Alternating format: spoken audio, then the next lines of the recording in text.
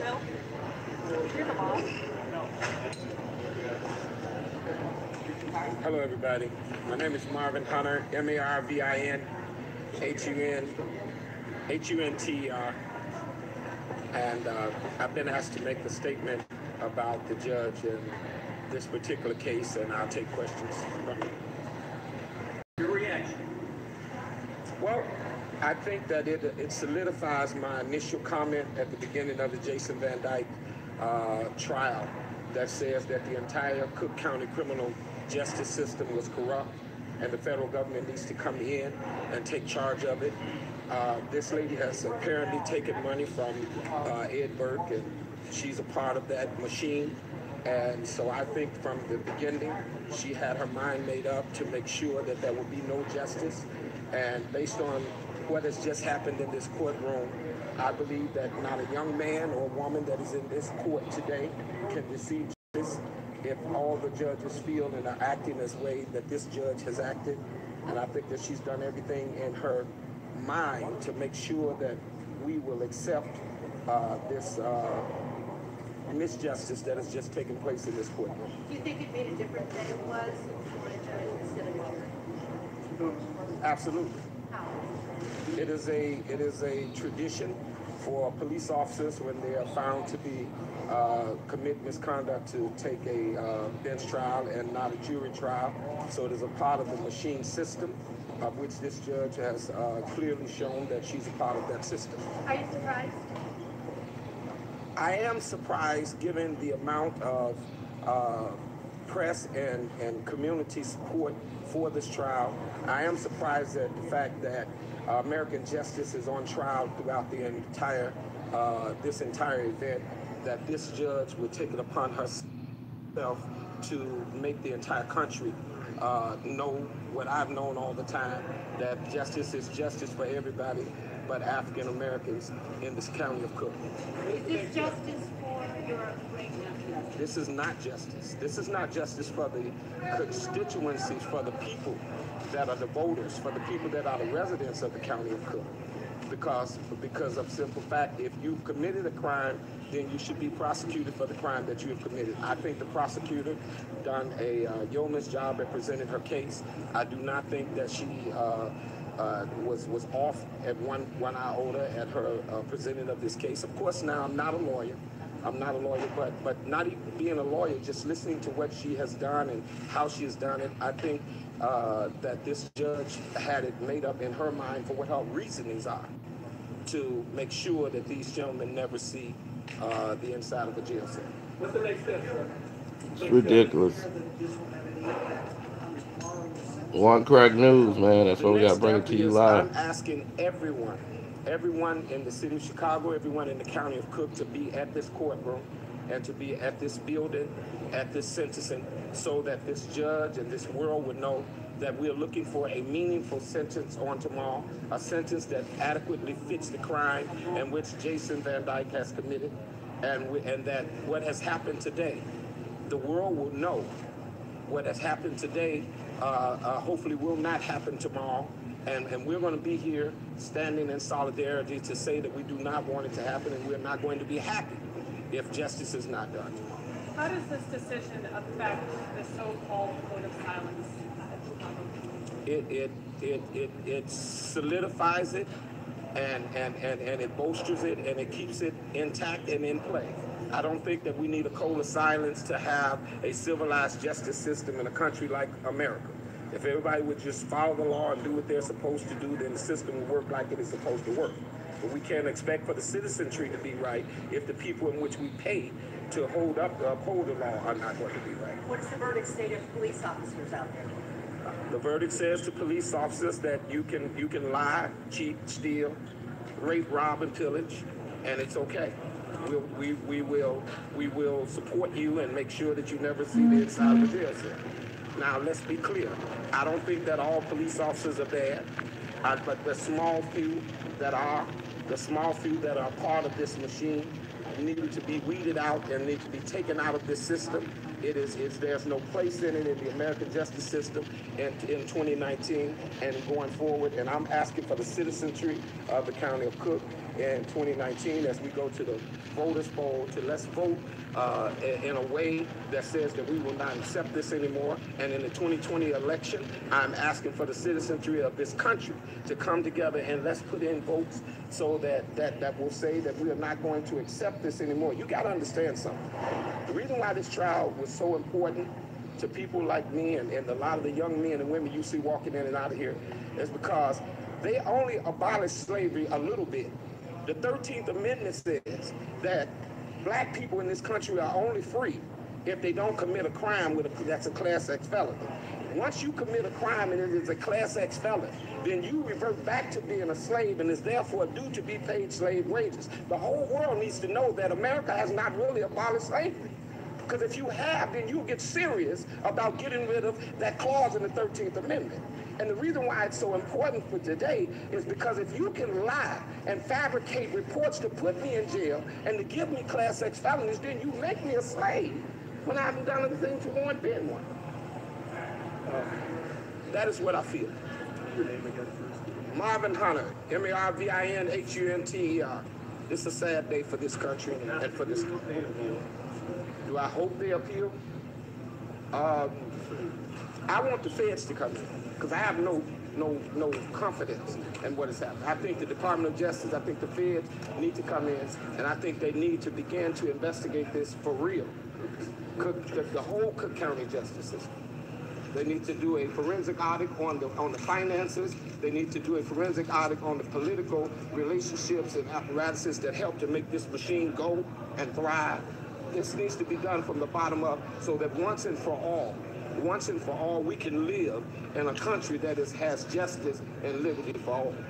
That's what I believe. What verdict did you expect?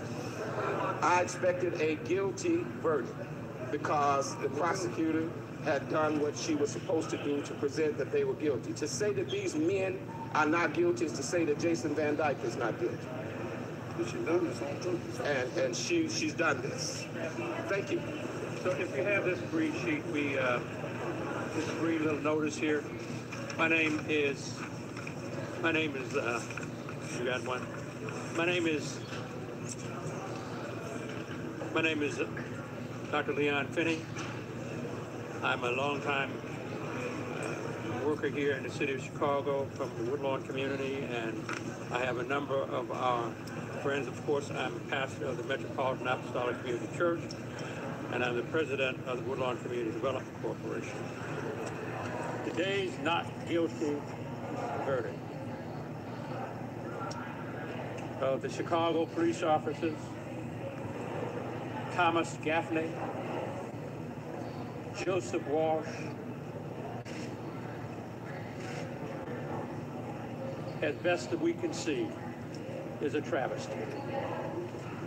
The challenge is always to hold our police department accountable.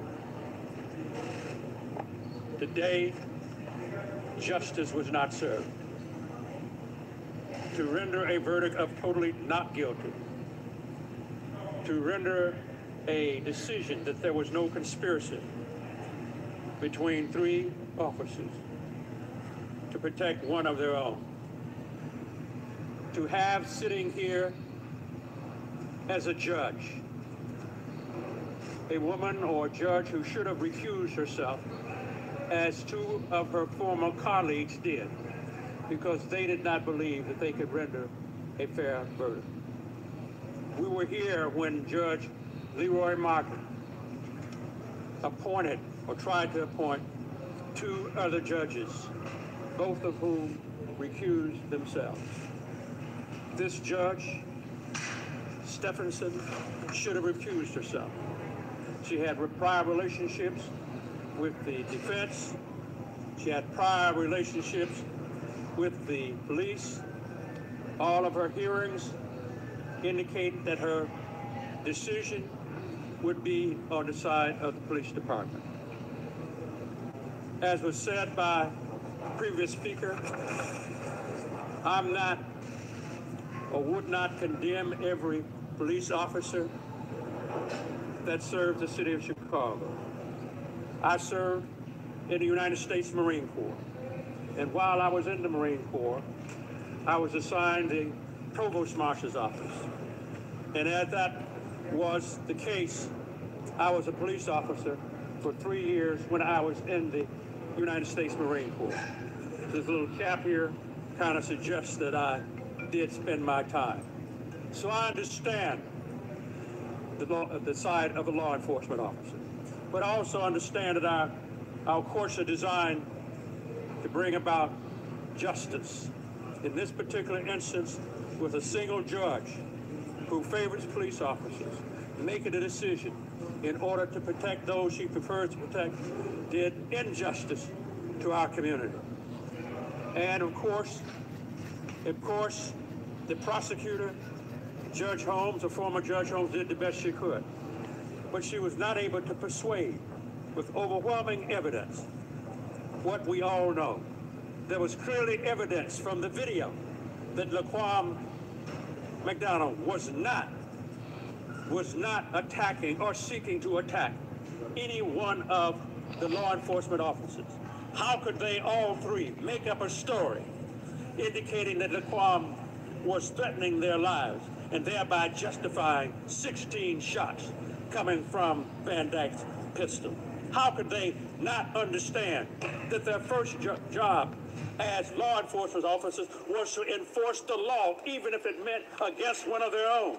And one of those officers should have stepped up and said to Van Dyke, enough is enough, step back, don't shoot him again. But they didn't. They abdicated their responsibility at the crime scene. And later on, we see a judge giving sanction to their abdication. The good thing about our country is this. We have something called the freedom to peacefully assemble and protest our government. And I would say that it's time for us to peacefully assemble to protest this tragedy. It's also one of our constitutional guarantees, which would strongly suggest that we have freedom of the speech and freedom of the press. And hopefully we can enter in a new era right now where we, the citizens, who are concerned about our democracy, concerned about freedom and concerned about equality and concerned about fairness, join with the press and join with our fellow citizens of the United States of America, the state of Illinois, county of Cook, and city of Chicago to make sure that such a travesty such as this never happens again.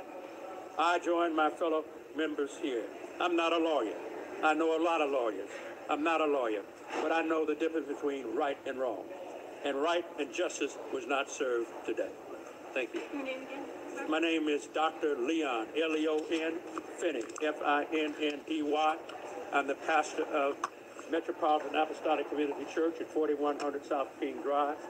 And of course, I am the president of the Woodlawn Community Development Corporation, fighting one.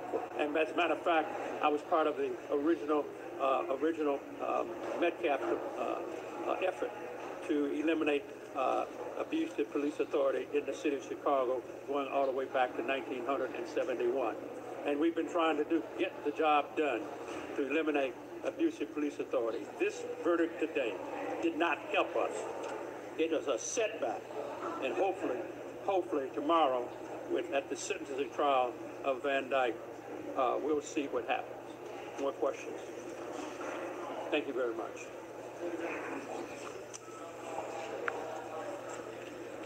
Ladies and gentlemen, we are demanding tomorrow that all the young people that's in high school, college, community college, white, black, whoever you are, who feel that this was an injustice, who know that how these Chicago police operate. We ask for everybody to come down, and we also is going to protest this verdict. We're going to protest it like we did when we shut the Magnificent Mile down. Because the only thing the machine understands is a lack of money. Because that's what run this machine. Tomorrow, it's going to be a big group down here tomorrow, and we're going to decide what that action should be for what just happened today. And you ain't going to buy these people that we bringing down here tomorrow like them other activists that ain't down here that Ron Emanuel bought. We got some free people coming down here. When we be down here tomorrow and give our message, our response to this verdict. My name is Paul McKinley. I ain't taking no